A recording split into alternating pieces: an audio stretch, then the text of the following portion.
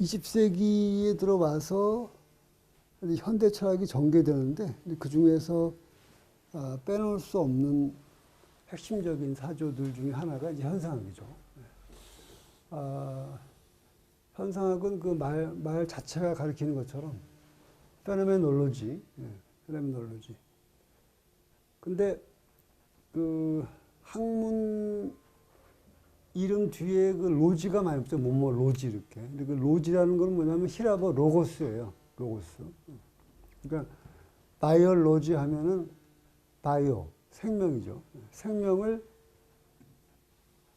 이성적으로 합리적으로 연구하는 게 바이올로지죠. 그죠? 우리가 생명을 뭐 예를 들어서 개하고 장난을 친다거나 이렇게 직접적으로 생명체하고 접할 수도 있고 또는 뭐 어떤 생명을 시로 이렇게 읊을 수도 있고 또 생명의 어떤 생명을 보고 또 뭐 종교적 외경심을 가질 수도 있고 여러 가지 이제 그 생명과 관련되는데 그 생명이라는 거를 로고스를 가지고 합리적으로 연구하는 게 생물학이죠. 그죠? 딴 것도 한번 생각해요. 지올로지 그러면 지오, 땅이죠. 대지. 지올로지 하면 대지를, 로고스를 가지고 연구하는 건 지올로지죠. 그죠? 근데 이 페노메놀로지라는 이 말은 참 재미있는 말이에요. 왜 재미있는 말이냐 하면 전통적으로 페노메논, 현상이란 말하고 로지, 로고스란 말은 서로 대비되는 개념이거든요. 전통적으로. 우리가 플라톤 이제 생각하면 될 것 같은데, 페노메논, 우리가 감각으로 접할 이 세계, 지각된 세계, 현상 세계, 말 그대로 나타난 거죠. 우리에게 나타난 세계는 진짜 세계, 실제, 본체의 어떤 겉모습이라는 게 어찌 보면 그 서양 철학, 특히 이제 동양도 꼭 다르진 않은데 특히 서양 철학의 어떤 뭐랄까 아주 기본적인 입장이고 그래서 우리가 그 사물들의 본체를 인식하려면 그 현상을 넘어가야 되죠. 넘어서야 돼요. 넘어서 가지고 이제 본질적인 차원을 인식해야 한다라고 하는 게 어찌 보면 서양 학문의 가장 기본적이거든요. 그러니까 페노메놀로지라는 그 말 자체가 상당히 흥미로운 말이에요. 그러니까 전통적으로 약간 대비되는 듯하게 사용되어 왔던 파이노메논, 페노메논, 현상과 학, 로고스라고 하는 게 합쳐진 거니까, 현상이니까. 과거에는 학을 되려면 현상을 넘어가야 되는데, 이건 그게 아니죠. 그죠? 그런데, 이 현상학이라고 하는 게, 그 후설을 창시자로 해서, 그 다음에 뭐, 하이데거라든가, 메를로뽕띠, 뭐, 사르트르, 또, 가다머, 르케르, 뭐, 레비나스 등등 이렇게 해서 쭉 내려오는데, 현상학 전통이 내려오는데, 처음에 현상학은 본질주의에서 출발해요. 에센셜리즘으로. 본질주의에서.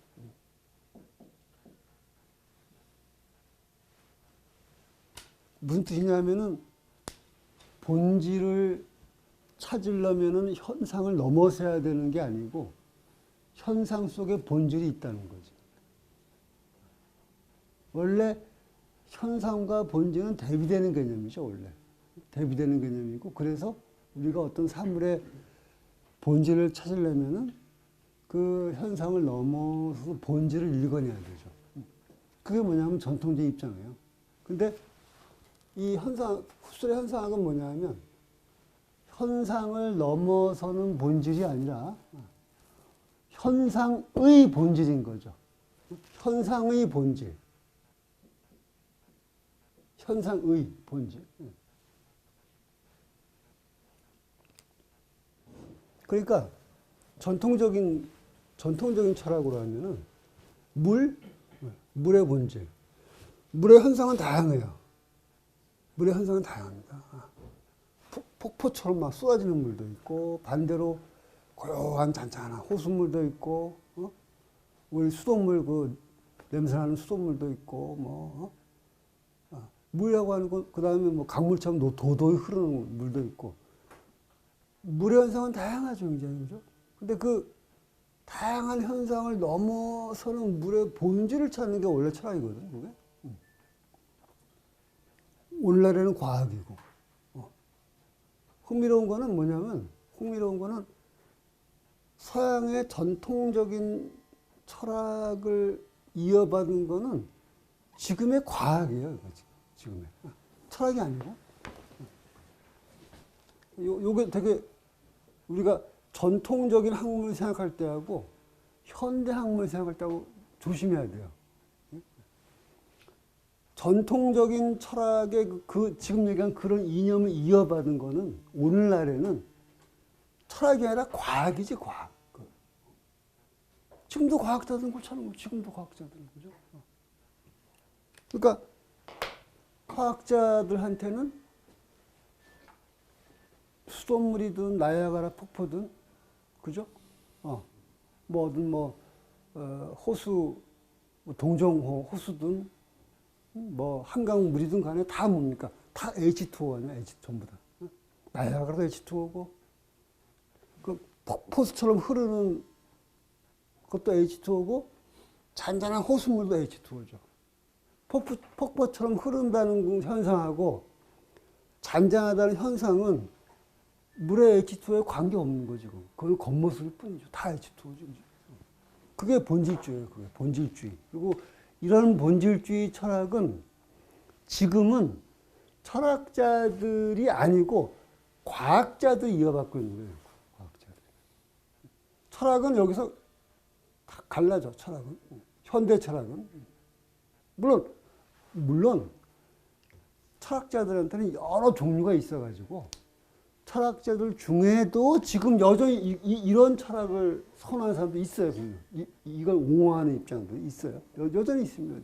근데 지금 이게 철학에서는 이게 소수야. 철학자들 중에는 이 이념을 이 소수고 오히려 이 반플라톤주의, 엔타이 플라토니즘이 오히려 대세죠. 지금 거꾸로. 요 관계를 잘 이해를 하는 게 좋을 것 같아요. 자, 그런데 그러면 후설은 뭐냐? 후설은 플라토닉한 면도 있고 엔타이 플라토닉한 면도 있어요. 이 사람. 후설이 플라토닉한 면은 뭐냐면 본질을 찾는다는 거지. 본질을. 그런데 반플라톤적인 면은 뭐냐면은 현상에서 본질을 찾는 거예요. 이 사람 묘한 사람이에요, 그러니까. 무슨 말인지 아시겠죠? 현상을 부정하고 저 너머의 본질을 찾는 게 아니라 어디까지나 이 현상 세계, 우리 이 현상 세계를 사유한다는 점에서는 반플라톤적이지만 그럼에도 불구하고 현상에 주목을 하되 그냥 이런 다양한 현상에 만족하는 게 아니라 거기에서 본질을 찾는다는 점은 플라톤적인 사람이에요, 이 사람은. 근데 흥미로운 건 뭐냐면 후설 이후에 현상학자들은 물론 후설 그대로 이은 사람도 몇 사람 있긴 있는데 대개는 다 반본질주의자들이야. 대개는 다 반본질주의. 그런 식의 어떤 본질이 있다라고 하는 거에 대해서 회의적인 사람들이죠.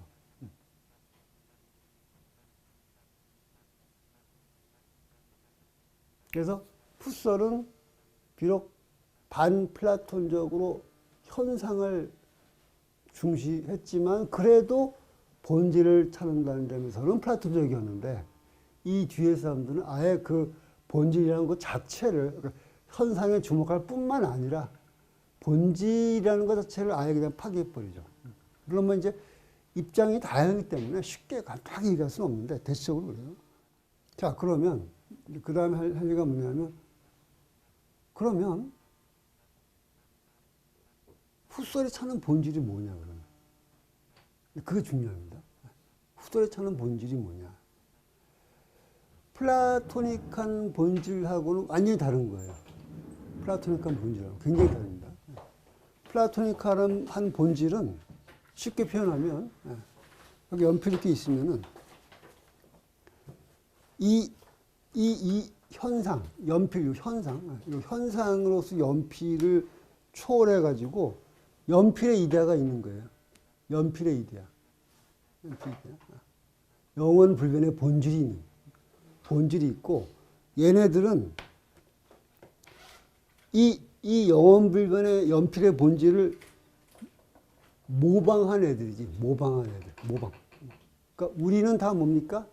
인간의 이데아를 모방한 거야. 모방. 조물주가 플라톤의 조물주는 뭐 종교적 개념이라기보다 그냥 철학적 원리인데 그냥 조물주가 인간의 이데아를 본따서 그 본뜬다는 말에 참고 딱 맞는 말이에요. 본뜬 거지. 이 이데아를 본떠서 우리를 만든 거예요. 다 물질을 이렇게 빚어가지고. 그러니까 조물주지. 조물주. 물을 빚은 거지. 그래서 조물주지. 조물주가 빚어서 이렇게 만든 거예요. 그래서 원형이 있고 조물주가 원형에 따라서 이런 것들을 만든 거지. 똑같아 우리도. 인간의 이데아가 있고 조물주가 인간의 이데아를 보고서 물질을 빚어서 우리를 만든 거야. 다 이렇게 만든 거야. 그러니까 플라토닉에서의 본질은 어떤 영원불변하고, 그죠? 인간은 죽잖아. 우리 인간 태어나서 늙어 죽잖아, 그지? 근데 인간의 이데아는 그냥 그대로 있는 거야. 그 다음에 보편적이고, 개별적 인간은 다 다르죠? 다 다릅니다. 전부 다, 그죠? 생김새 다르고 다 달라. 근데 인간의 이해는 하나야 될 거야, 하나. 그러니까 보편적이니까. 영원불변하고, 보편적이고, 또는 자기동일적이라는 말도 쓰죠. self-identical. 자기동일적. 요런 존재. 그래서 그 플라톤의 그 본질은 상당히 형이상학적인 본질인데, 이 후설이 말하는 본질은 뭐냐면, 여기 연필이 하나 있으면, 연필보다 더 실감 나는 게 예컨대 꽃이 생각한대, 꽃. 장미꽃이에요, 꽃이 있다, 꽃. 꽃이 이렇게 있어. 그러면, 플라톤이 볼 적에는 장미꽃이든, 뭐, 제비꽃이든, 뭐, 다일리아든, 무슨 뭐 카라든 하여튼 다 얘들이 전부 다 꽃의 이데아를 다 이렇게 모방해서 만든 애들이거든, 전부 다 이렇게 모방해가지고. 근데 후설은 여기 이렇게 꽃이 있으면은 그냥 여기 있는 얘의 본질이야. 그냥 이 꽃의 에센스야, 본질. 이 뒤에, 얘 꽃이, 이거에 뒤에 뭐가 본질이 있는 게 아니라 그냥 이 꽃 안에 본질이 있는 거야. 근데 꽃 안에 본질이 있다라는 그 얘기가, 그러면 과학자들이 이 물의 요 안에 본질이 H2가 있잖아, 그지? 화학적 본질이 있는 것, 그런 얘기인가? 근데 그게 아니고, 후선이 말한 본질은, 요게 중요합니다. 요 지금 요 얘기가. 이 장미꽃의 그런 물질적 본질이나 무슨 물리적인 형태나 이런 게 아니라, 이거의 의미 본질이야, 의미. 그래서 현상학에서 제일 중요한 단어 하나만 꼽으라 그러면 의미예요, 의미. 현상학은 의미를 찾는 거야, 의미. 의미가 본질이야, 이거에. 의미. 그러니까 이 후설은 그 내처럴리즘, 그러니까 자연주의를 거부해요. 자연주의를 비판하는. 내처럴리즘은 뭐냐면 어떤 사물을 자연, 학문으로 말하면 자연과학적 방식으로 이해하는 거죠. 그러니까 물리학 같으면 이게 뭐 몇 그램의 무게를 가지고 있고, 뭐 에너지로 환산하면 얼마 이렇게 있는 거. 화학으로 말하면 이게 지금 그 과일이니까 여기 산 같은 게 있겠지. 산, 무슨 산, 뭐 이런 거, 뭐 알칼리 이런 게 있겠죠. 화학적인 본질. 생물학자로 볼 적에 이거는 뭐, 뭐 1년생 무슨 생명이고, 뭐, 언제 꽃이 펴서 언제 열매가 맺고, 그 다음에 무슨 이런 성격을 가지고 있고, 뭐 어떤 종에 속고, 이런 거, 그러니까, 네이처, 이 자연으로서 설명하는 거죠, 이게. 자연으로서. 그죠? 자연과학적으로. 그리고 이제 자연주의라는 것도 범위가 다 다른데, 인간까지도 자연으로 보는 사람도 있고, 아니면 뭐 그렇게 안 보는 사람도 있는데, 인간도 자연으로 보면 뭡니까? 인간도 자연으로 보면 물리적인 존재인 거지, 이렇게. 어떤 입자로 되어 있고, 세포 있고, 호르몬이 돌고 있고, 뭐, 뇌가, 시냅스가 움직이고, 이런 거지. 그러니까, 후소는 한마디로 말해서 이 세상을 자연과학적으로 보는 걸 거부하는 거예요. 자연과학적으로 보는 걸. 그럼 뭘로 보느냐? 물질이니, 세포니, 무게니, 하여튼, 우리가 흔히 물리적인 언어로 보는 거 있잖아요. 그걸 다 거부하는 거예요. 그렇게 보는 걸 거부하는 거예요. 물리적인 언어로 보는 거. 자연적인 언어로 보는 거요. 그럼 뭐로 보느냐? 어떤 의미, 귤이라고 하는 거에 의미를 의미가 본질이야. 의미가. 이게 뭐 몇 그램이고, 이게 뭐 화학식이 뭐고, 이런 건 별로 그 사람한테는 중요한 게 아니야. 이게 장미꽃이라는 거에 의미. 근데 이제 의미로 보면은 의미라고 하는 게 예컨대 이렇게 생각해봐. 예를 들어서 지구에서 인류가 멸종을 했다고 생각해 보세요. 지구에서 핵폭탄이 터져가지고 김정은하고 미국하고 싸워가지고 아주 우울한 시나리오지만 그래서 뭐 다른 나라들이 막 참여하고 이래가지고 막 여기서 막 쏴가지고 지구 완전히 다 초토화됐어. 인류가 단 한 명도 없어, 인간이. 그러면 거기에 의미라는 게 있을까? 그 세계. 인류가 멸망한 그 세계의 의미라고 하는 게 할까요? 존재한다고 보기 힘들죠. 거기 뭐 무슨 의미가 있겠어, 그지? 근데 이제 이렇게 보는 사람도 있어요. 근데 동물들도 의미를 찾는다. 단지 인간의 의미가 좀 달라서 그렇지. 예를 들어서 개가 얘를 냄새를 맡으면은 개가 예를 들어서 냄새를 맡으면은 나름대로 이 귤이 지한테 의미하는 뭔가 의미를 찾을 수 있다고 보는 사람도 있어요.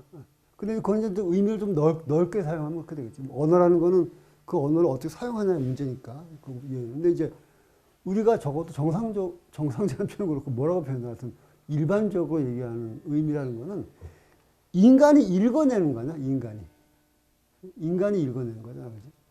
어떤 거에 있어서. 그러니까, 만약에 인간이라는 게 이상의 존재가 없으면은 인간이 없다고 세상이 없진 않겠지. 그대로 지속이 되겠지. 뭐.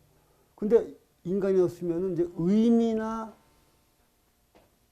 그 다음에 그 의미를 표현하는 게 언어죠, 그죠? 언어.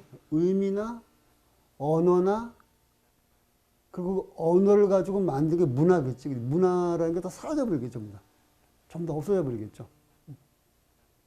그냥 어떤 자연만 있겠지, 자연만, 이렇게. 그러니까, 이거의 의미 본질은 마치 이거의 물리적인 성격이 우리에게 좌우되지는 않잖아. 그죠?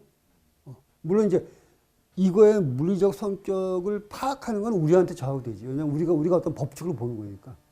인간이 우리가 물리법칙도 사람이 만든 거 아니야, 인간이. 물리법칙도 그렇잖아, 그지? 이건 인간이 그 법칙을 만들어서 얘를 파악하는 거야. 얘는 인간이 없다고 해서 없지 않지. 그냥 여기 있지, 그냥 있지. 뭐 우리 다 준다고 얘가 어디 가겠어요? 여기 있지. 이거는 예를 들어서 뭐 에너지가 얼마고 뭐고 뭐 이건 사람이 그렇게 얘기하는 거죠, 사람이. 그지? 그렇게 파악을 하는 거지, 사람이 이렇게. 근데 어쨌든 간에 그 얘기의 그 포인트는 뭐냐면 이게 이러이러한 의미다라고 하는 거는 인간의 마음이라는 걸 전제하지 않으면 의미가 없다는 거죠. 인간의 마음. 내가 예를 들어서 얘를 봐도 내한테 마음이 없으면, 마음이라는 게 없으면은, 그냥 어떤 뭐, 냄새, 이런 거가 나한테 지각이 되겠지만, 내가 그 냄새가, 이게 냄새 뭐구나라는 걸 생각을 못 할 거 아니야. 그러니까. 그죠? 마음이 있어요. 근데 이제 현상학자들은 마음이라는 단어는 잘 많이 쓰진 않고, 그걸 주체라는 말로 표현을 해요. 주체라는 말로. 서브젝트란 말로. 주체.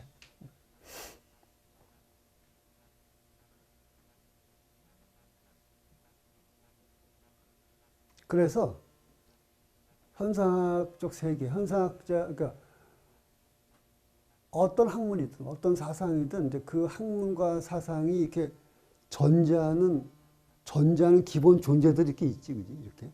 그거 갖고 막 얘기하는 건데, 이제. 현상학에서 가장 일차적인 출발점은 뭐냐면 우리의 주체성이야, 주체성. 인간의 주체. 마음, 주체. 그리고 그 주체가 파악하는 의미 본질 이렇게 있는 거죠. 이렇게 파악하는 의미. 그래서 이거를 이 현상 전문 용어로 이 마음이 그 전에 한 가지 더 얘기할게. 근데 이 마음은 자꾸 뭔가를 향해 이렇게 자꾸 마음은 이렇게 자꾸 이렇게. 근데 이놈이 이렇게 셋이 있으면은 그냥 있는 거지, 그냥 있는 거지, 그냥. 얘가 얘를 뭐 의식을 한다거나, 뭐 얘가 얘를 뭐 째려본다거나, 얘가 얘를 무슨 뭐 보고 뭐 어떻게 이런 게 그냥 있는, 그냥. 근데 인간의 마음은 자기 밖으로 자꾸 나가, 이렇게. 바깥으로 이렇게 나가. 이렇게. 그러니까, 물리적으로 내 마음은 여기 있는 거지, 여기. 물리적으로, 요 안에. 마음이 이제 어떻게 했냐는 건 논쟁거리야. 그건 논쟁거리. 마음이 뭐 어디, 뇌 속에 들어있느냐, 아니면 그냥 뭐 마음과 내가 따로 있는데 여기 있느냐, 아니면 뭐 뇌에서 파생된 게 마음이지, 뭐 마음이 어디 뭐 따로 있는 게 아니야. 이런 사람도 있고, 뭐 하여튼 그건 또 딴 문제. 그건 별개 문제, 그건 별개 문제고. 현상학의 입장으로 보면은 그런 얘기들도 다 자연주의적인 얘기야. 현상의 입장에서 보면은, 마음이 어디 있냐는 등, 뭐, 몸과 마음이 어느 게 먼저 나는 등, 뭐, 마음이 몸의 파생물이냐, 독립적인, 이런 얘기 자체가 현상학적 입장에서 보면 그게 자연주의적인 얘기야. 그런 얘기 자체가. 현상학자는 그걸 문제에서 삼아, 안 삼아요. 실제 여기서 벌어지는 일을 문제로 삼아, 현상학자들은. 이 현상, 이게 벌어지는 현상을. 근데 마음은 물리적으로 그 제한되어 있는 게 아니라, 이렇게 딴 걸로 향해, 이렇게. 자기가 어떤 사랑하는 사람을 향할 수도 있고, 가고 싶은 도시, 뭐, 파리를 향할 수도 있고, 심지어는 우주. 우리가 물리적으로 여기 조그만 먼지 같은 존재지만, 우주를 향하는 마음이 휴지. 그래서 뭐, 오리온좌도 생각할 수 있고, 이렇게. 그러니까 이게 마음은 참 희한한 거죠. 공간적으로 제한이 안 되고, 막 어디 쫙 끝에서 뻗어가는 마음이 이렇게. 이거를 현상학 전문용어로 뭐라고 하냐면은, 지향성이라고 해요. 지향성.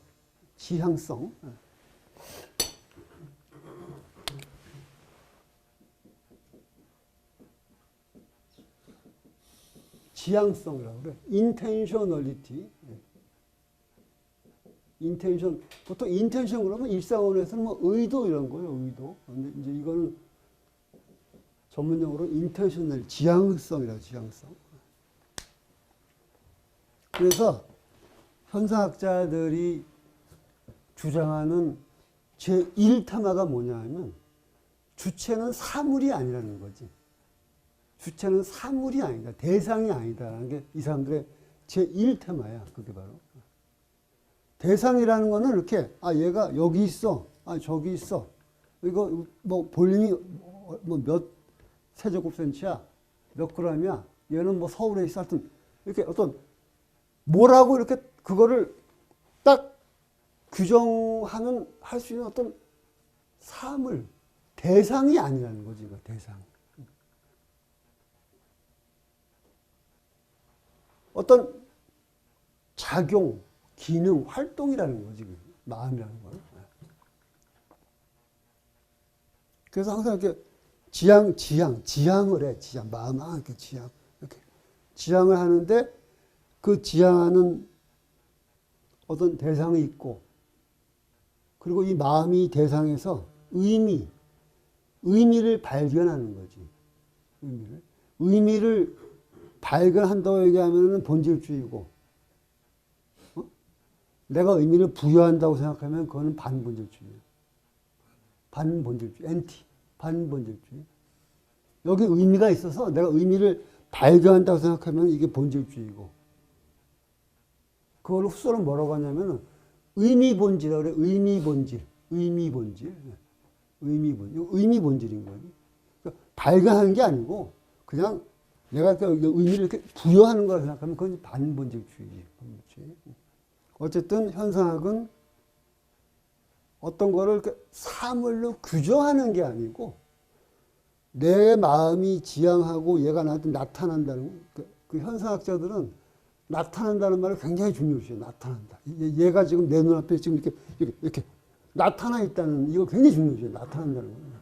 나타난 거하고 내 마음이 있고 내가 뭔가를 지향하고 얘가 이렇게 나타나 있고 여기에 의미를 읽어야 된다는 거. 요게 현상학의 세계예요. 현상학의 세계. 현상학자들의 세계.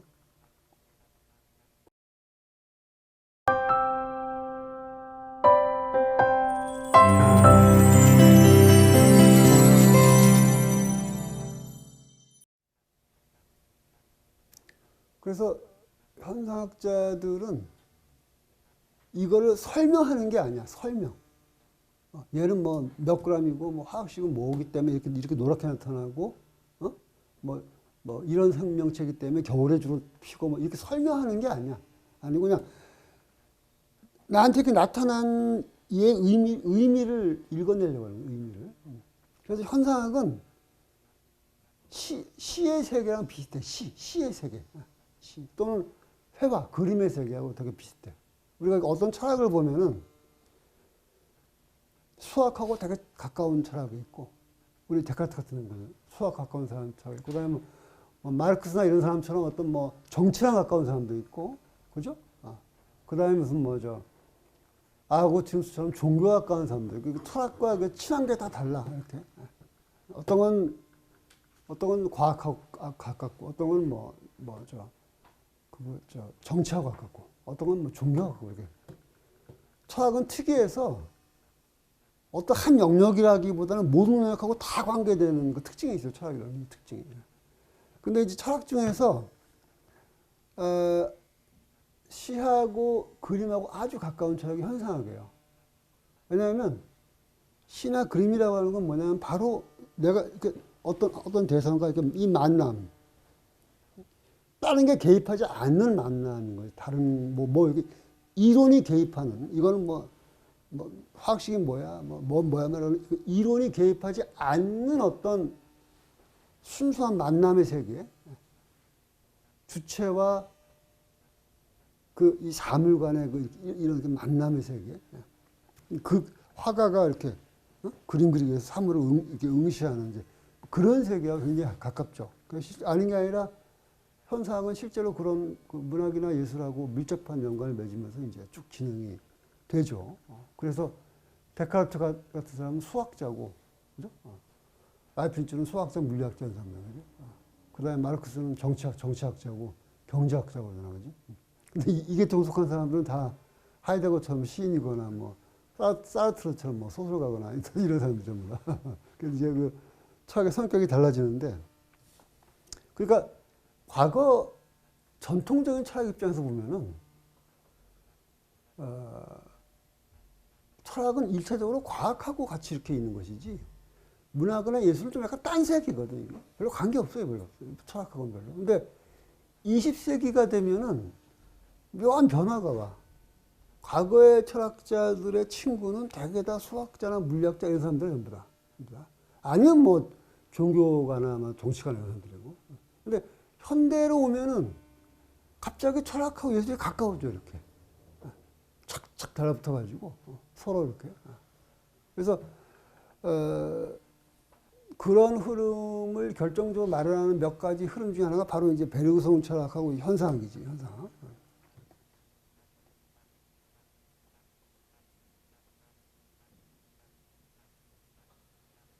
그래서 그 프랑스의 그 샤를로 뽕주라는 시인이 있지, 뽕주. 음식이 아니고 사람 이름은 뽕주라는 사람인데 뽕주라는 사람의 시가 굉장히 현상학적인 시예요. 보면. 포도라는 시가 있는데 포도라는 놈이 우리한테 나타나는 그 뭐랄까 순수하게 나타나는 그 어떤 장면이라 그럴까? 그걸 이렇게 아주 묘사하는 그런 시도 있고, 그다음에 뭐 현상학적인 시인이 몇 사람 있지, 유명한 사람이. 그래서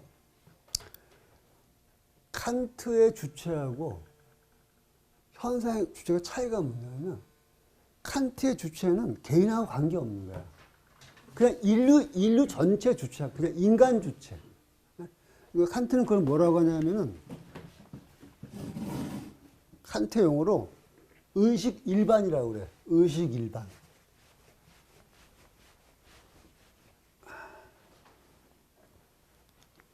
이게 독일어인데,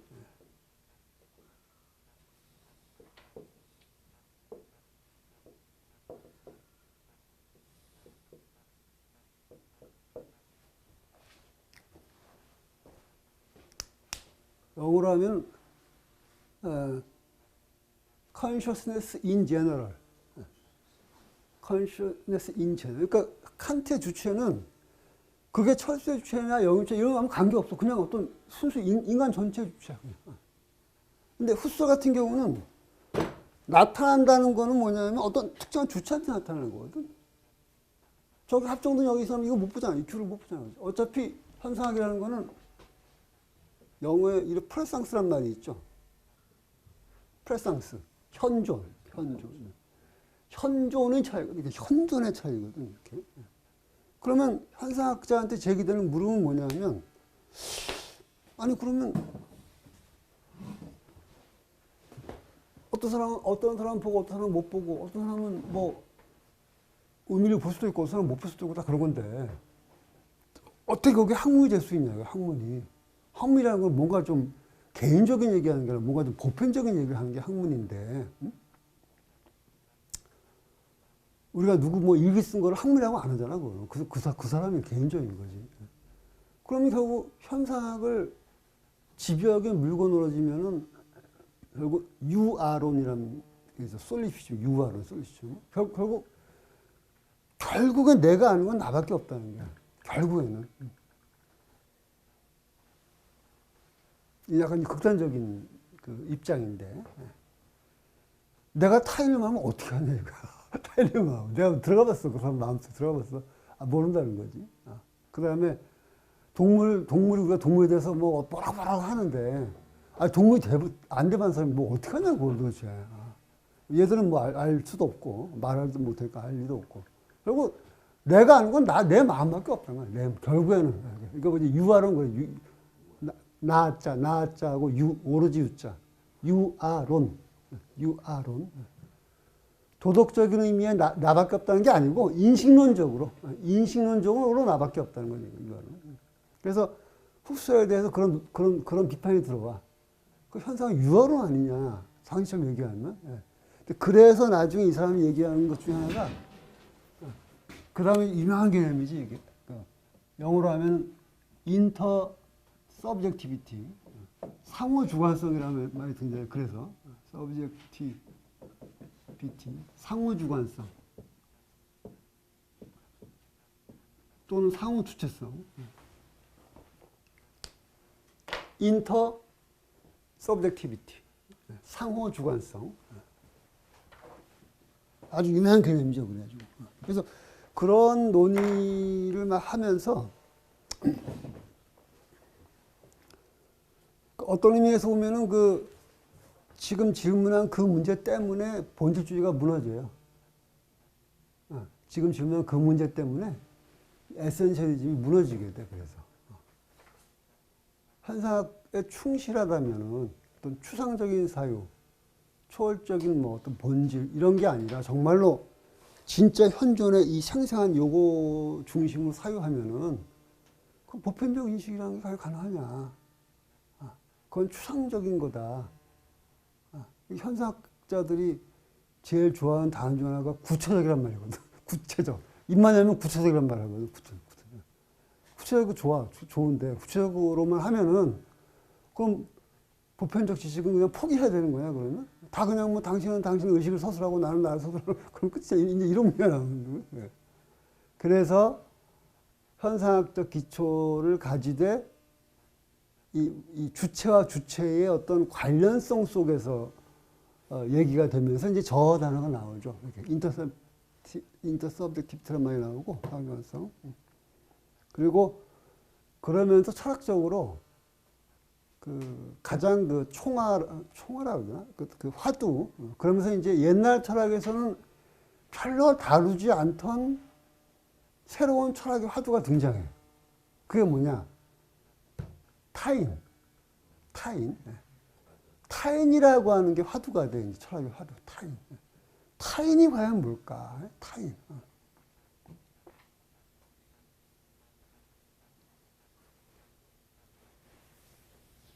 그래서 뭐 사르트르 같은 사람이 타인을 특히 잘 분석하잖아. 타인은 지옥이다. 타인은 지옥이다. 그 이만 그 파리 때인가 그 희곡이 있죠. 그 뭐 사르트르만이 아니라 어떤 그 타인이라는 게 이제 시대의 화두가 되죠.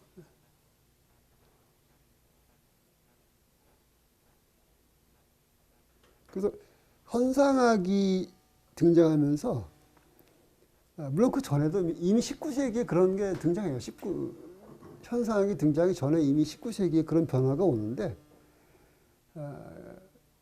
그 철학의 화두가 많이 달라져 버려. 철학 화두가. 옛날엔 철학의 화두는 우주의 본질이 뭘까, 사물의 어떤 본질은 뭐냐라든가 영원부동의 본체가 뭐냐라든가 뭐 등등등 이런 성격을 갖고 있지. 옛날 철학자들 보면. 근데 이제 현대 철학 보면은 그게 아니고 이런 의미, 타인, 신체. 그 다음에 인간의 마음을 파악하는 것도 달라지게 돼, 이제. 옛날에 인간의 마음은 뭔가 실체, 뭐 영혼, 뭐 만물의 영장, 무슨 어떤 본질, 등등등, 이렇게 인간 영혼을 이런 식으로 파악했는데, 이제 여기 오면은 인간의 마음은 불안. 불안이라는 게 뭐냐? 인간은 왜 불안할까? 그 다음에 이런 거, 실존, 이런 거. 그 다음에 무슨, 희망. 이제 굉장히, 그러니까, 과거에 주로 문학자들이 형성했던 이론보다는 이렇게 직접적으로 형성했던 것들이 현대면 철학적으로 이론적으로 그걸 연구를 시작하게 돼. 그런 주제에 대해서 이렇게 연구. 그러면서 철학의 성격도 굉장히 많이 달라져요.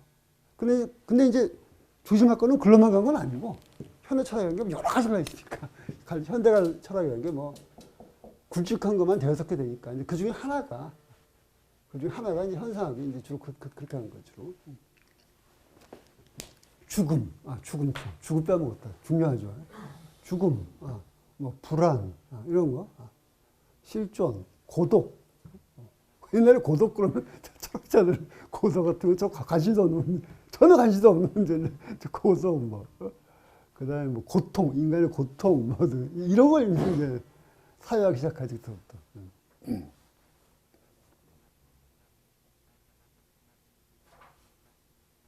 그래서 하여튼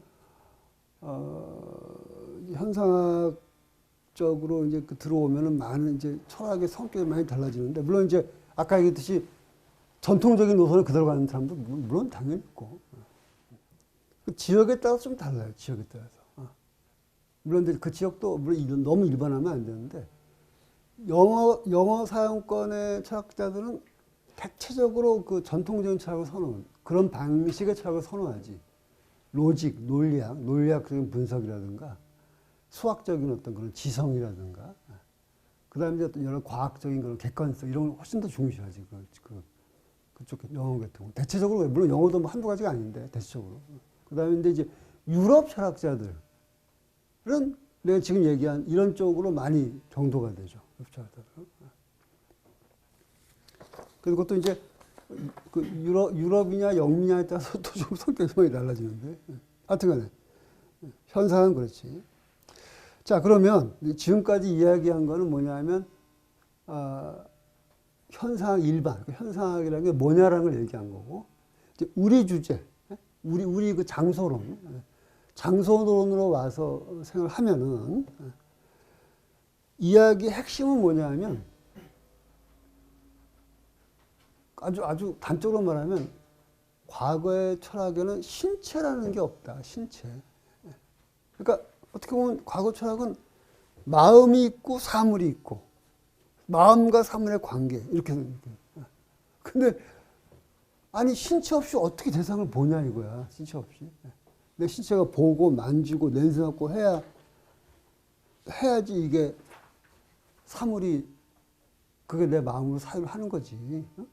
전 시간에 얘기했듯이 주체라고 하면은 과거에는 이게 마음이고 사물이 마음으로 들어오는 그냥 어떤 그 감광판 같은 어찌 보면 등록소. 얘가 이렇게 지각해서 등록을 하면은 그다음부터는 이건 마음이 사유하는 거지. 이렇게 마음이 이렇게. 근데 이제 그게 아니라 이 신체가 훨씬 더는 아니지만 신체가 어쨌든 중요한 역할을 하고 얘하고 신체하고 요렇게 이미 어떤 많은 작용을 하고 그리고 거기에 마음도 작용한다는 거죠. 그러니까 과거에는 단적으로 말하면 물론 이제 이거는 설명을 위해서 좀 단순한 건데 철학자가 다르니까. 근데 단순하면 과거 철학은 이런 거예요. 이 전체가 마음이야. 한마디로 말하면 얘는 대상이고 마음과 사물이 있는 거지. 이렇게. 그리고 이게 마음으로 어떻게 한다고 했어요? 표상. 이렇게 표상되는 거죠. 이렇게 표상. 얘가 이렇게 여기 사물이 있고 내 마음이 표상해서 파란색 이렇게 되는 거죠. 이렇게. 이렇게. 근데 현상학은 그게 아니라 내 신체하고 얘하고 이렇게 장을 이루고 이렇게 이루고 이렇게 이루고 여기에 마음이 붙어 있는 거야. 이렇게. 이런 식으로. 완전히 생각이 다른 거예요. 그러니까 그림으로 하면은 과거에는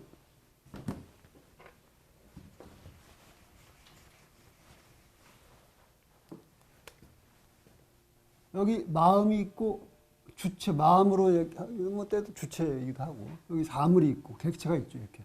그래서 근대 철학 설명할 때는 항상 이렇게 원을 두 개 그리는 게 내가 습관이 됐어. 강의하다 보면 자연스럽게.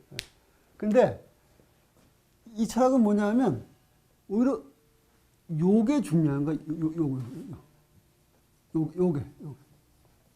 이렇게. 내 신체와 이 사물이 함께 형성하는 이건 뭐라고 하냐면 지각장이라고 그래요. 지각장. 지각하고 짧은 줄 긋고 장. 지각장. 요 지각장. 우리가 같이 보는 지각장. 지각장이고 그리고 마음이 요만큼 이렇게 있는 거지. 이런 식으로. 이렇게 사유 구도가 달라져요. 사유의 구도가. 이렇게. 얘가 이렇게 있으면은 과거에는 내 마음이 있고 이놈이 있고 이 오렌지색이 내 마음으로 이렇게 표상돼 들어오는 거지. 또는 내가 구성하고 이렇게. 근데 그게 아니라 지금은 이놈하고 내 이 몸하고 요렇게 지각장이 이렇게 있는 거고 이렇게 같이. 그리고 여기 내 마음이 이렇게 있는 거야. 이런 구도가 바뀌죠. 구도가. 그런데 잘 생각해 보시면은 그렇게 생각할 경우에 내 몸과 그 대상이 함께 놓이는 장소로 생각하지 않으면 우리 지금 여기 이게 지각장인데 우리한테 장소라는 거를 딱 떼버리고 공중에 떠서 나하고 얘하고 같이 이렇게 지각장을 이룬다? 그건 말이 안 되잖아요. 그죠? 모든 지각장이라는 거는 결국 어떤 장소의 지각장이구나. 결국에는.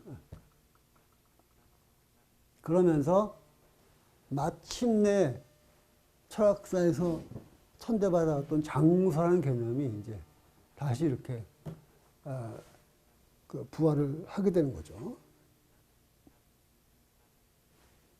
어떻게 보면 그 개념도 뭔가 그 생애가 있어, 개념의 생애가 있어가지고 태어났다 그냥 금방 죽어버리는 개념도 있고, 뭐 길게 수천 년을 지속되는 개념도 있고, 뭐 개념도 일종의 그 개념의 인생이 있는데, 개념생이 있는데 가끔가다 어떤 개념도 이런 개념도 있어.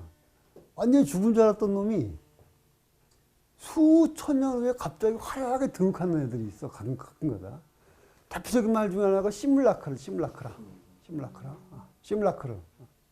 플라톤에게 시뮬라크르는 이데아의 반대쪽에 있는 거예요. 이데아는 영원부동하고 보편적이고 자기동적인 거고, 시뮬라크르는 일종 이미지, 흐름 이런 거지. 금방금방 변하고, 생각했다 금방 사라지고, 자기도 없는 거예요. 그래서 시뮬라크라라는 거는 우리 같은 경우는 시뮬라크르라는 말을 뭐 보드리아르, 들레즈 같은 사람이 들어오면서 그때 비로소 알게 됐지만 원래 그 말은 그리스어예요. 원래는 시뮬라크라지. 플라톤의 용어예요 원래. 근데 플라톤이 그 철학에서 이데아가 주인공이 되면서 시뮬라크라는 그냥 뭐 악역 정도, 영어로 말하면 아주 단역, 그것도 악역도 주인공 악역이 아니고 단역 악역 정도가 돼가지고 그래서 그냥 파묻혀버린 거야. 근데 그렇게 묻혀있던 애가 2500년이 지나서 하얗게 등극한 거예요. 오늘 다시 이렇게 쫙 등극한 거야. 그래서 컴퓨터 모의 조작을 뭐라 그래요? 시뮬레이션. 그거 시뮬라크래요, 그게. 시뮬레이션. 시뮬레이션은 시뮬라크를 만드는 거지. 시뮬라크를 만드는 게 시뮬레이션이죠, 그게. 그런데 프랑스어라면 시뮬라시옹이고, 그래서 주로 이제 과학기술에서는 시뮬레이션으로 보통 이제 부활을 하고, 인문과학에서는 시뮬라시옹이라고 부르는 거지. 근데 같은 말이죠. 이건 영어로 했고, 이건 불어로 하면 똑같은 거예요. 시뮬레이션, 시뮬라시옹.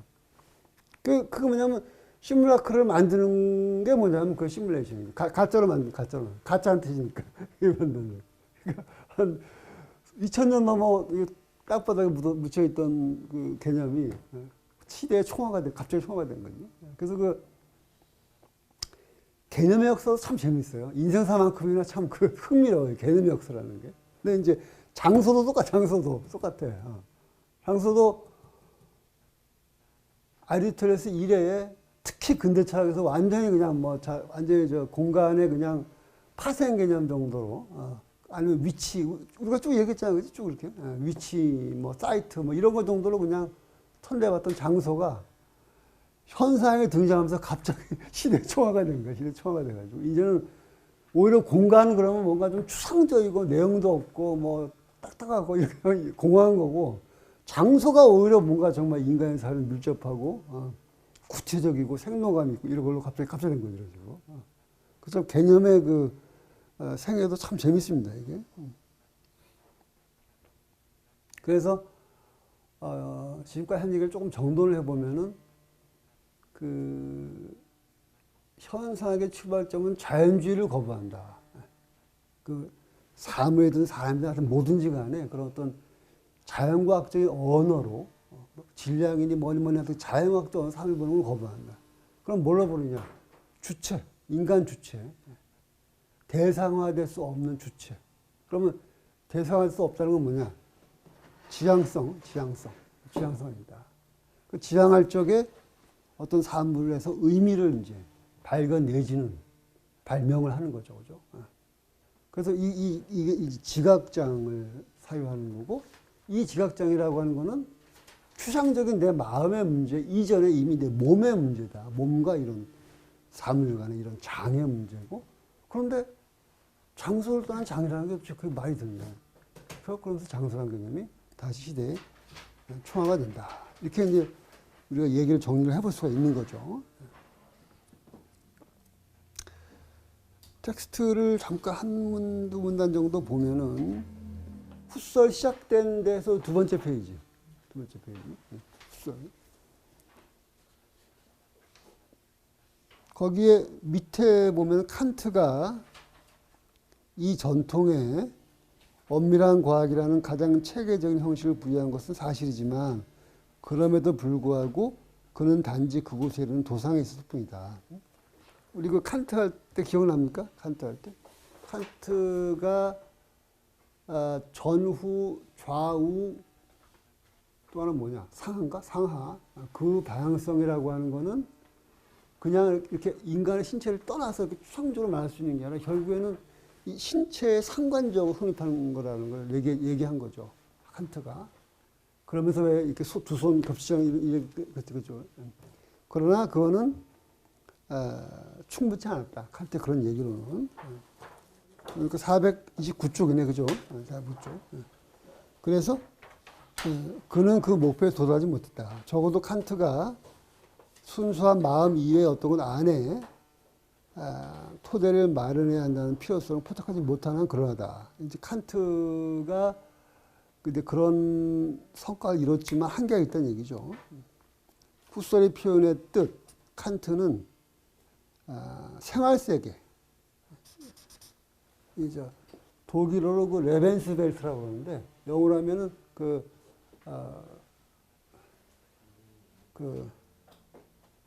월드 라이프. 아니, 라이프 월드지. 라이프 월드. 생활세계. 라이프 월드죠, 그냥. 생활세계니까. 생활세계. 생활세계는 뭐냐면 어떤 추상적인 그런 것들, 수식이나 뭐 화학식이나 뭐 지도나 도표나 뭐 이렇게 해서 추상적인 것들로 환원된 게 아니라 우리가 이렇게 지각하는 다 그대로 존재하는 우리가 살아가는 그런 생활세계죠, 이게. 그러니까 당연한 것이지만 당연한 것이지만 잊고 살아왔던 거. 학문의 세계에서. 오히려 일상에서는 오히려 그냥 이렇게 살아가는데 너무 당연한 건데 오히려 과학이 발달하다 보니까 역설적으로 잊어버린. 그러니까 그 어린아이한테 엄마 그림 그려봐 그러면은 엄마 그림을 이렇게 잘 그려요. 이렇게 아주 재미있게, 아주 그 특징적으로 아주 흥미롭게 그리는데 언어에 익숙한 다음부터는 그림을 잘 못 그려. 그래서 어떤 애들은 엄마 그려봐 그러면 그냥 여기다 엄마 쓰고 딱 보여줘 이렇게. 그 작가락관이 뭐라고 하냐면은 언어가 사물을 죽인다. 언어가 사물을 죽인다. 그러니까 여러분 그 지하철 타고 갈 적에 한강 건너가잖아요, 그지? 그러면 내가 한강을 나는 건너갈 때마다 한강 유심 있게 쳐다보는데 볼 때마다 다 다르거든요. 그것이 색깔도 달라지고 흐름도 달라지고 다 달라요, 느낌이. 볼 때마다 달라져, 한강이. 근데 내가 저거 한강 그러면 그때부터 그걸 안 보게 돼. 그래 한강이지 뭐. 그래. 나무가 있으면은 보통 사람이 나무를 자세히 안 봐요, 보통. 나무의 그 까칠까칠한 결이라든가, 뭐 나뭇잎의 관계, 가지의 그런, 가지가 꺾어지는 그런 모양, 이런 걸 잘 안 보거든, 내가. 그냥 보고, 나무구나. 그래, 넘어가는 거죠, 그냥. 나무구나, 이렇게. 그러니까 우리가 이미 이 세상을 추상화해서 보는 거야. 이미. 과학까지 갈 것도 없어. 뭐 수학까지 갈 것도 없고, 그냥 우리 일상 언어 자체가, 우리 일상 언어 그 자체가 이미 이 세상을 추상적으로 보게 만들고 있는 거야, 이 언어가 이미. 우리가 그 언어의 장막에 가려 있는 거지, 이렇게. 그러니까 잘 보지 않아요, 우리가 이거를. 이거 보면 그냥, 귤 맛있겠네? 하고 그냥 먹지, 누가 한번 이거 표면을 보면서 안 가지고 오는 거지. 그러니까 이 현상학은 인상파 해석하고 되게 가까워요. 인상파 해석하고. 메르폰트가 세잔을 굉장히 좋아하잖아. 그러니까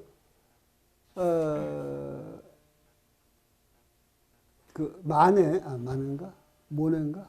모네죠? 아마 그 루앙 성당이라는 그 그림 있죠. 그 다음에 수련 이런 것도 있고. 인상파 예술에 들어오면은 연작이 많아져, 연작이. 왜 그럴까? 왜 인상파 예술에 들어오면 갑자기 연작이 많아질까? 사물이 그 사물이 항상 그 사물이 아니라는 거. 그렇지, 그렇지. 과거에는 연작 개념이 별로 없어요. 굳이 있다면 뭐 어떤 얘기의 줄거리를 꿰서 하는 뭐 그런 거 정도지. 만약에 다빈치가 모나리자를 그렸어. 여러 개 그렸어요. 그러면은 마지막에는 그림이 단 하나여야 돼. 마지막에 그림 하나여야 되고 얘들은 다 파기하는 거였습니다. 습작으로 다 파기하는 거죠. 왜? 왜 이걸 다 버릴까? 레오나르도가 그린 거는 그 여인의 본질이니까. 본질은 하나여야 되거든, 하나. 본질이 두 개면 어떻게 말이 안 되잖아. 본질은 반드시 하나여야 되거든, 본질은. 그러니까 이게 만약에 정답이면, 아, 그래. 드디어 내가 이 모나리자의 본질 그렇다. 화를 읽었다. 그러면 다른 애들은 뭐야? 그건 또 그냥, 버리거나 뭐 창고에 놔두는 거지, 그지? 얘가 정답 본질. 근데 만약에 우리가 이런 시각에서 보면은 정답이 없는 거야. 석양노을이 비칠 때 나한테 보이는 그 루앙성당과, 한낮의 햇빛 아래 루앙성당. 어둑어둑한 그 땅거미 가실 때 루앙성당. 다 다른 거지, 그거 나한테.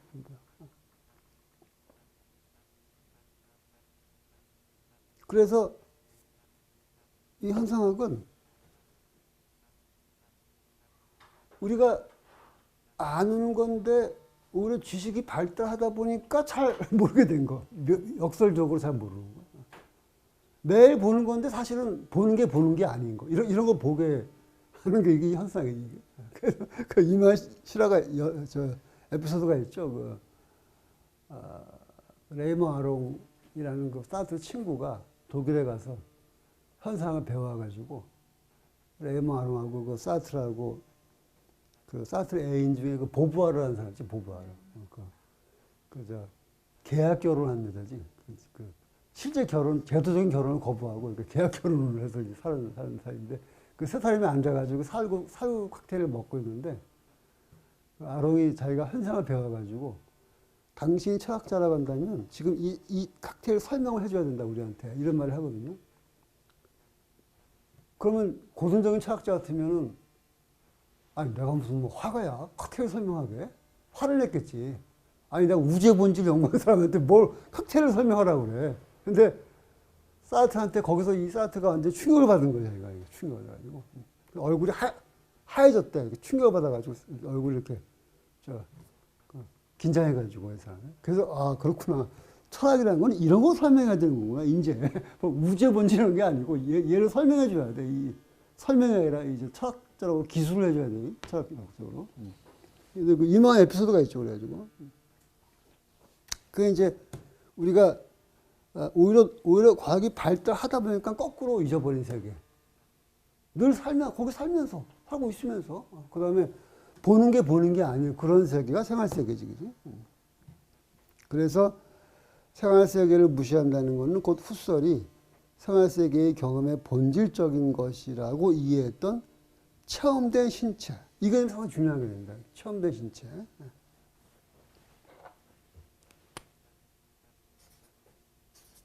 그래서 현상학하는 사람들은 라이브드란 말 참 많이 써, 라이브드. 우리가 일본에 가면 맥주 중에 나마비루지, 나마비루. 생맥주, 생. 이 생이란 말 되게 좋아해요, 현상학자들을 보면. 레벤디게스, 독일어로. 레벤디히. 뭔가 이렇게 나마비루가 탁 거품이 올라오는 생생한 그런 거지. 그래서 어떤 대상, 몸무게 몇 킬로그램에 뭐 어쩌고 이런 대상화된, 설명된 게 아니라 지금 이렇게 내가 지각하고 움직이고 느끼고 하는 이 체험된 신체의 역할을 이제 무시한 처사다. 그의 견해에 따르면 사회는 신체는 지극히 특이한 방식으로 끊임없이 게다가 지극히 직접적으로 지각 영역 안에 있다.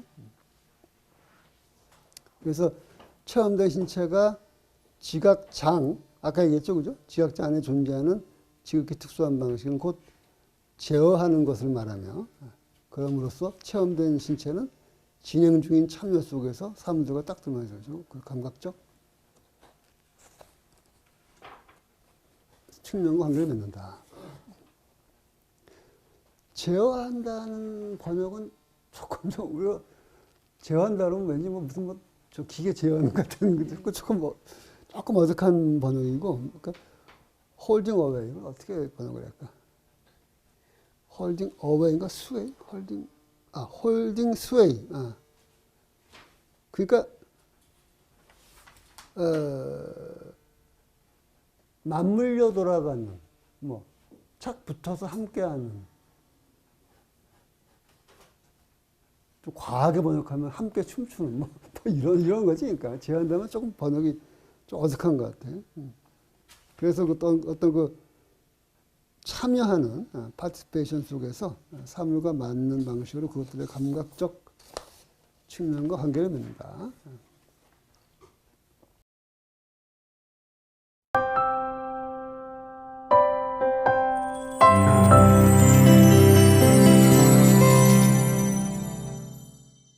그 다음에 하이데거라든가 뭐 가다모, 핑크, 란트그랩의 하여튼 그 제자들이 굉장히 많은데,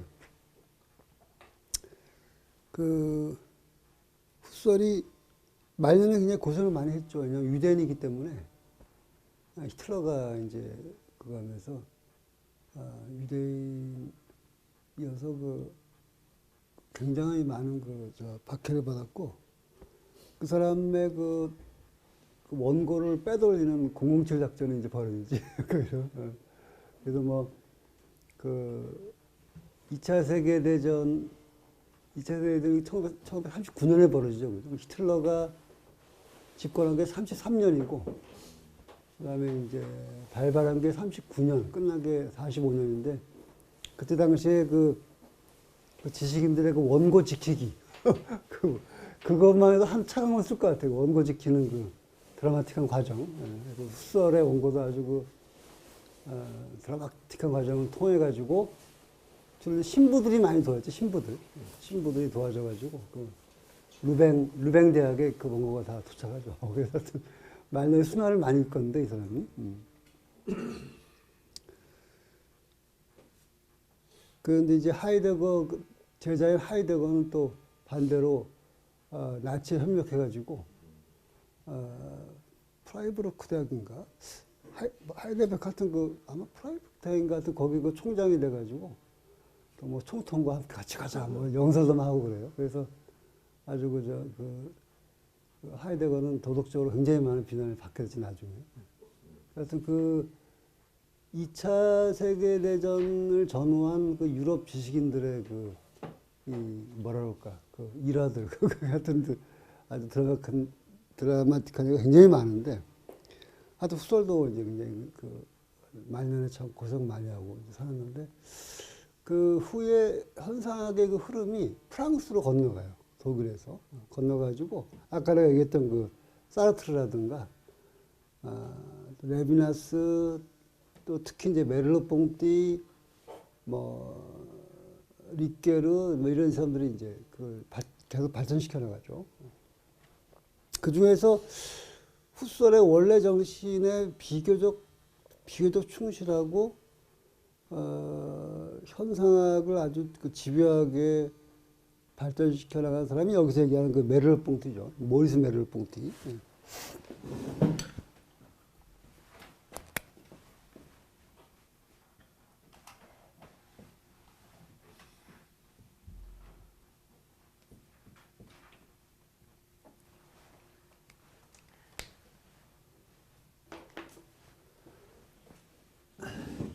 그래서 보통 사르트르하고 메를로 뽕띠하고 알베르 까미를 이렇게 삼총사 같이 그 시대에 삼총사로 부르고, 그 뒤에 세대는 이제 푸코, 들레즈, 데리다를 또 삼총사라 그러지.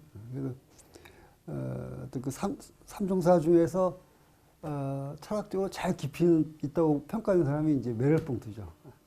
살아생전에는 사르트르가 뭐 워낙 유명하고 뭐 거의 뭐 사르트르 20세기 지식인에서 중에서 아마 가장 화려했던 사람 하나 꼽으면 사르트르 같은데 메를봉트는 조금 이제 그런데 뒤로 가면 철학사 쪽으로 가면 갈수록 더 메를봉트가 조금 더 이제 높이 평가되죠. 더 좀 철학적 그 깊이가 있는 걸로. 그래서 지금도 뭐 예컨대 인지과학이나 뭐 이런 거 하는 사람들도 많이 메를봉트를 읽고 현상학자는 뭐 말할 것도 없고 그다음에 이제 비평 특히 미술 비평에서는 또 아주 굉장한 그 뭐라고 할까 그 중심적인 역할을 하고 굉장히 비중이 큰 사람이죠. 그 메를봉티 여기서 이제 메를봉티 사이에 그 여러 가지 면들이 있는데 여기서 얘기하는 면만 놓고 본다면 흡수라고 큰 차이는 없어요. 지금 내가 쭉 얘기한 이 얘기들하고 그 뭐 대단히 큰 어떤 차이는 없고 그걸 이어서 이제 좀 발전시켰다고 볼 수가 있는데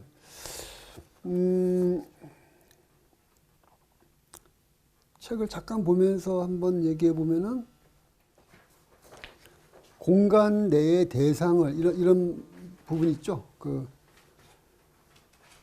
각 인용구 167 그 공간 내에 대상을 국소하는 데에는 신체의 가동성이 필요하다는 점을 분명히 인정한 최초의 인물로 칸트를 꼽으면서 아까도 얘기했잖아요, 그죠? 아래 위, 앞뒤, 전후, 아니 좌우 이런 그 방향성이라고 하는 거는 가만히 생각하면은 우리가 그냥 수학적 공간에 놓고서 이렇게 뭐 좌표 그리고 이렇게 하지만 추상적으로 실제 경험적 이 삶에서 신체라는 그 기준점을 떠난 앞뒤 이런 거 사실 상당히 어렵다 그랬잖아요, 그죠? 이제 그런 점에서 칸트가 상당히 중요한 분기점을 만든 건 사실이지만 비록 칸트는 아직 신체를 체험된 것으로 인식하지는 않았지만 그 체험이라는 말이 상당히 중요한 말이죠. 이쪽 그 사유계통에서는 그 체험이라는 단어는 상당히 그 중요해요. 체험 말 그대로 몸으로 경험하는 거지. 몸으로 그게 체험이죠, 그죠? 좀 인식하지 않지만 메를봉티는 기하학자의 예를 들어 거론한다. 기하학자는 단지 추상적인 도형을 역시 추상적인 공간 속에 투영할 뿐만 아니라 공간도 추상적이고 도형 추상적이죠, 그죠? 적어도 잠재적으로는 자기 신체를 가지고 그 도형을 묘사함으로써만 자신이 관련 맺는 관계를 이해한다. 기하학의 주체는 운동성의 주체이다. 그러니까 기하학이라고 하는 거는 운동이 원래 없는 세계지. 기하학에는 운동이라는 게 없는 세계잖아요, 그죠? 근데 운동이 없는 그 기하학의 세계도 사실은 우리가 신체를 이렇게 움직여 가면서 공간을 익히고 하는 그런 경험에서 나온다는 거죠, 메를봉티는.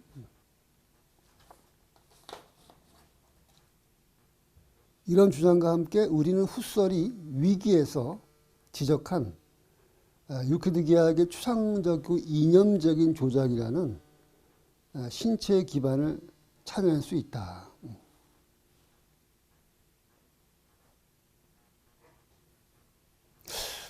이 문장은 뭐가 빠진 것 같아, 지금. 내가 보기엔. 내가 지금 원저를 갖고 있지 않기 때문에 지금 확인을 못 하겠는데, 그 문장이 이상해요. 잠깐 이분이 번역하시는 분이 하다가 조금 착각해서 여기 한두 구를 빼는 것 같은데, 기하학의 추상적이고 이념적인 조작조차도 근원적으로는 신체에 기반한다. 이렇게 얘기해야 될 것 같아. 그래야 이 문장이 맞을 것 같아. 이 문장이 좀 잘 안 되죠, 그죠? 네. 이건 아마 좀 잠깐 한두 개가 빠진지 않나 싶은데. 그래서 체험된 신체는 요컨대 기하학의 참된 데미르고스다. 데미르고스는 조물주. 아까 내가 플라톤이 얘기할 때 조물주 얘기했잖아. 그 조물주가 데미루스예요. 데미루스이다. 이를 좀 더 확대해석하면 체험된 신체는 요컨대 갈릴레오 스타일로 공리적 지식의 체계로 간주된 기하학을 상정하고 여기에 의지해 수립한 모든 물리학의 참된 데미루스인 것이다. 그러니까 문장이 긴데 갈릴레오 스타일의 공리적 지식의 체계로 간주된 기하학을 상정하고 여기에 의지해 수립된 물리학. 요게 하나의 덩어리니까 요 말이. 이런 긴 문장을 잘 안 읽을 때 끊어서 봐야 되는데 요게 지금. 응? 그 갈릴레오적인 방식으로 그런 방식으로 체계로 간주된 기하학을 기반으로 상정해서 거기에 의지해 성립한 모든 물리학 이런 뜻이에요. 이게. 그런데 그것은 사실은 신체에 기반한다는 거지. 신체. 근데 이제 뒤에서 이야기할 아까 내가 쭉 얘기하면서 현상학이라고 하는 게 전통적인 철학하고 이제 굉장히 다르게 하고 어떻게 보면 그 철학이라는 그 학문의 성격 그 자체를 아예 바꿔버렸다는 얘기 했잖아요. 그죠? 지난번에. 근데, 이 현상학적인 인식론하고 반대되는 사람이 바슐라르예요. 가스통 바슐라르.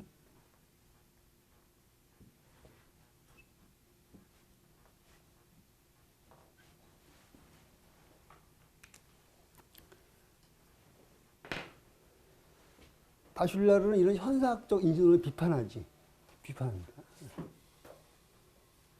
요점만 얘기하면 현상학자들은 그런 그 과학기술의 추상화된 세계 이해 방식, 그런 본질주의적이고 수학적인 이해 방식을 비판하면서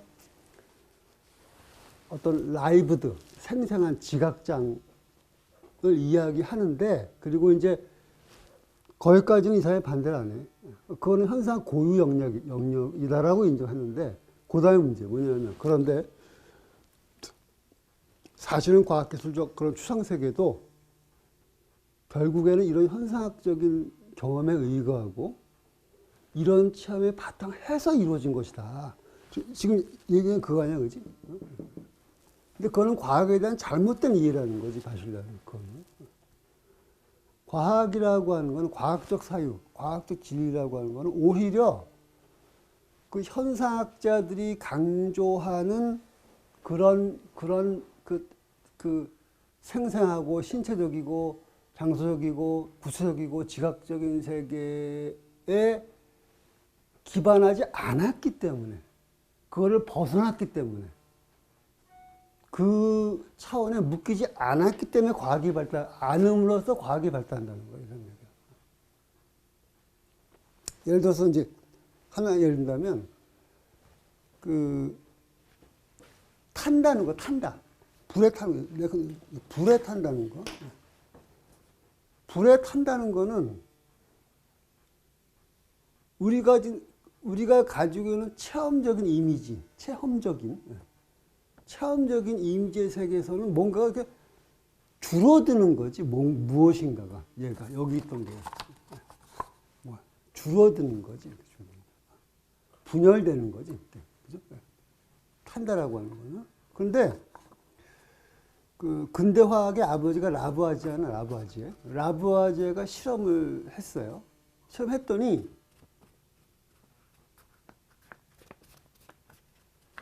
이 밀폐된 공간에서 실험했더니 이 탄 결과 이 무게를 재봤더니 더 늘어났어, 무게가. 줄어드는 게 아니라. 우리가 생각할 적에 상식적으로 생각하면 탄다는 건 뭐가 막 날아가지고 없어지는 느낌이 드는데 질량을 쟀더니 더 늘어난 거야, 오히려 거꾸로. 태웠더니. 그래서 연구를 왜 그랬을까? 연구를 하죠, 이렇게. 연구해서 그래서 발견된 게 뭐냐면 산소지, 산소. 탄다라는 거는 오히려 산소와 결합하는 거구나, 거꾸로. 뭐가 이렇게 분리되는 게 아니고, 오히려. 탄다라는 거는 산소와 결합하는 거지, 거꾸로. 결합. 질량이 늘어나죠, 거꾸로. 그러니까 과학적 발전이라고 하는 거는 현상에 기반해서 이루어지는 게 아니고 반대로 현상학적인 그 세계하고 그 세계가 우리한테 주는 그 선입견으로부터 탈출해야지 과학이 나온다는 거예요. 반대로 오히려.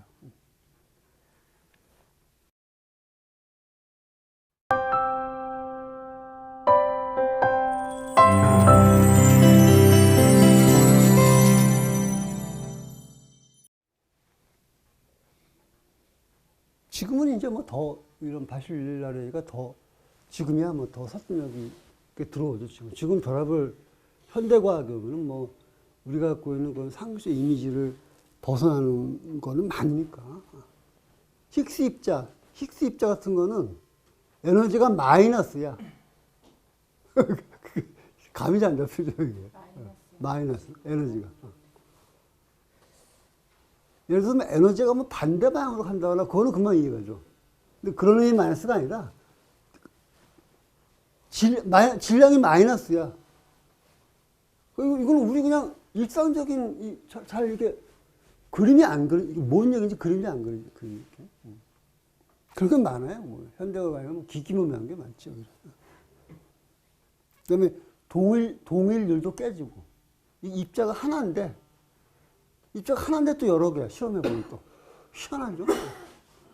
이게 하나인데 또 여러 개야. 시험해보면 또 그 현대과학을 연구하면 정말 별 기기무명한 게 많습니다. 물론 그게 다 뭐 다 확정된 건 아니지. 뭐 가설도 많고 뭐 아직까지 논쟁 중인 것도 많고 그렇기 때문에 그거를 뭐 또 무슨 뭐 확실한 것처럼 다 얘기하는 것도 가장인데 어쨌든 간에 이 바실라리에 따르면 이런 시기에는 잘못된 거라는 기본적으로. 오히려 과학은 현상학적인 이런 세계에 기반해서 과학이 나오는 게 아니라 이거를 이렇게 떨어버려야 오히려 그래야 과학이 나온다는 거예요. 그래서 그걸 이 사람 뭐라고 하냐면 유명한 개념인데 꼬삐흐 프랑스어인데 에피스테몰로지크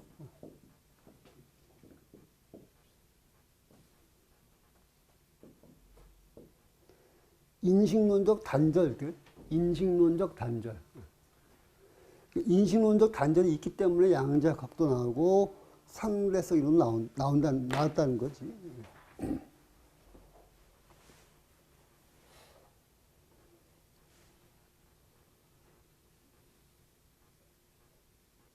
이걸 영어로 하면 에피스테몰로지컬 뭐 브레이크 정도 아니면 럽처 그런 게 단절. 그래서 바실라리는 오히려 이제 이런 식의 그러니까 현상학이 아까 얘기했듯이 보아도 본 게 아니고 우리가 살고 있으면서도 잘 안 보는 세계를 이렇게 발굴해서 새로운 각도 얘기가 그것까지는 오케이. 좋아. 근데 그게 아니라 그런데 거기에 기반해서 사실 과학이 더 나오는 거다라는 이야기는 잘못된 거야. 이 사람 따르면. 상당히 이제 인식론적으로 흥미로운 그 논쟁이죠, 이게.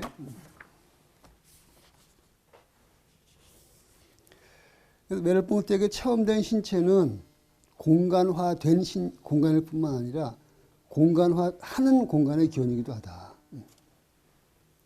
그러니까 신체는 이중체. 능동적이기도 하고 수동적이기도 하는 거죠. 내가 길을 걸을 적에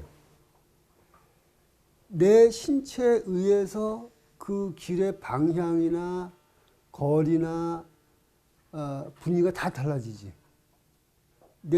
과거 철학적으로 생각하면 내 신체랑 관계없이 그냥 그게 있는 건데 현상학적으로 생각하면 그게 아니에요. 내가 빨리 걸을 때 그 똑같은 거리가 빨리 걸을 때 그 거리와 느리게 걸을 때 그 거리. 무슨 일이 있어서 막 갈 때 그 거리와 산책할 때의 거리. 그 다음에 고개를 돌리면 다른 그 현상학자들은 그 지편이라는 말 많이 써. 호라이즌. 내가 여기를 보면 이렇게 내 신체 이렇게 호라이즌이 생기는 거고 돌아서는 뭡니까? 또 다른 호라이즌. 지평이 이렇게 생기는 거죠. 이렇게 지평이. 그러니까 결국은 모든 것은 내 신체에 상관적으로 계속 변해가는 거죠. 이런 식으로. 근데 역으로 보면은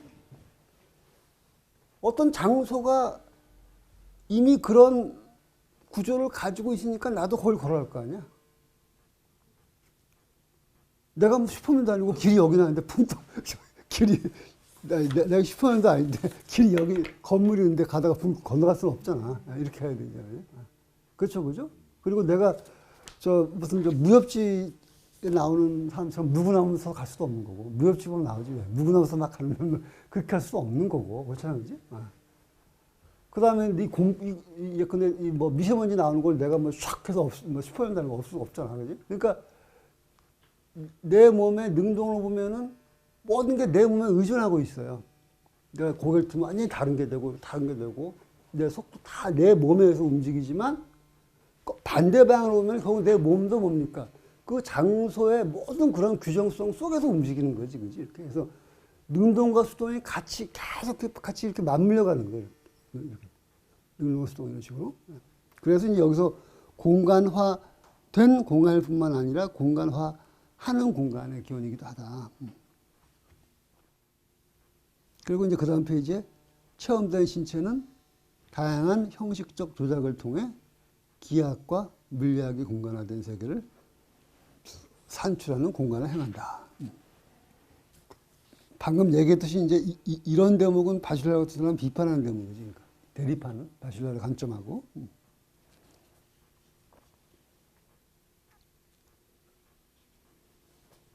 그래서 훗설은 그 아까 얘기했듯이 그런 추상적이고 그 객관주의적이고 사물화된 세계.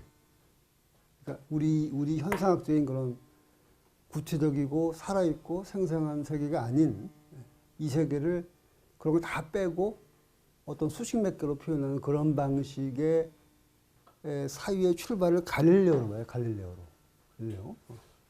갈릴레오야말로 그런 걸 출발한 사람입니다. 그래서 그 훗설이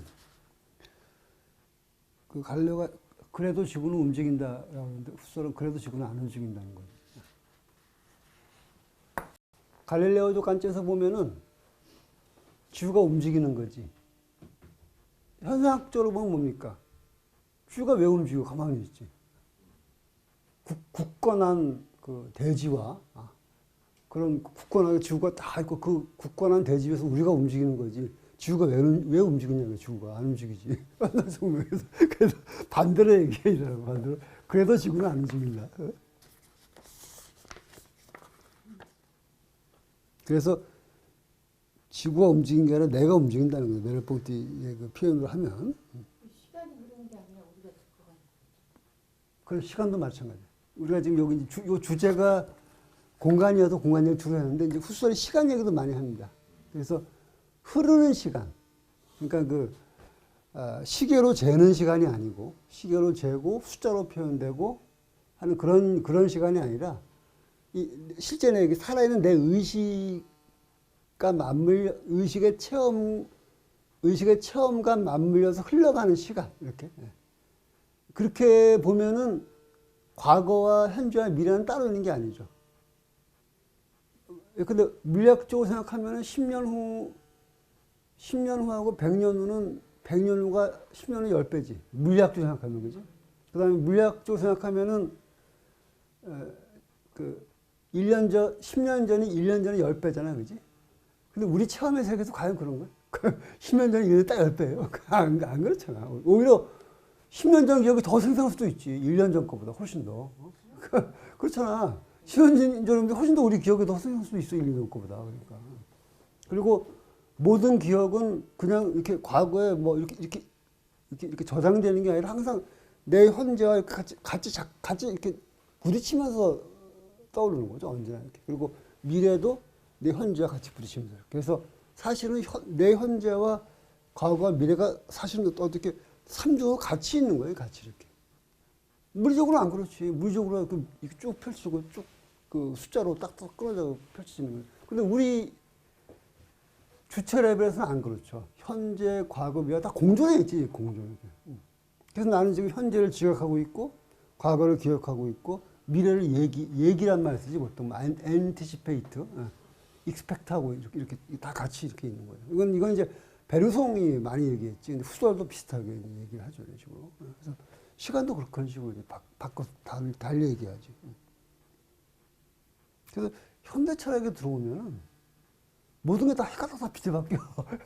전통적인 그런 18세기까지의 철학하고 19세기 이후의 철학은 굉장히 달라요. 완전 확 달라져 버려, 이런 식으로. 그래서 아까 했듯이 철학의 친구도 옛날엔 수학자, 물리학자가 철학의 친구였는데 지금 그게 아니고 문화예술가가 철학의 친구가 되지, 이제는. 그래서 인문학이 되고 이렇게. 물론 이계통이 그런 거야, 이계통. 조심할 거. 그거만 있는 건 아니에요. 뭐 오히려 옛날 플라토니즘도 지금도 있고 이제 여러 갈래가 있는데 이제 이 현상에서 그렇다는 얘기지. 그래서 철학에는 크게 세 갈래가 있어. 크게. 하나는 그 수학이나 과학하고 가까운 그런 어떤 부류의 철학이 있고 이렇게.